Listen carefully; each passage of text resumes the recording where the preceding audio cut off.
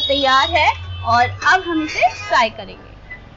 ये गर्मी का मौसम है तो थोड़ा मेल्ट हो रहा है।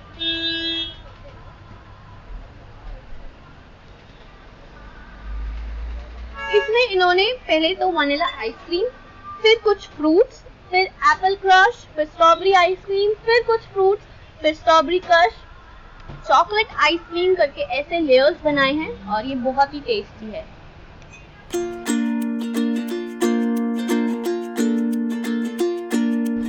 गाइस, हमने हमारा ट्रैफिक जैम शेक ट्राई कर लिया है और वो खाने में बहुत अच्छा था। हमने लार्ज वाला लिया था। ये दो साइजेस में है, मीडियम और large. Medium is for 70 and large is for 120। तो हम लोगों को शेक बहुत पसंद आया। It is very refreshing in summers. If you want to try it, do come here. और अगर आपको वीडियो पसंद आया है तो like, share, comment and subscribe जरूर करें। Thanks for watching.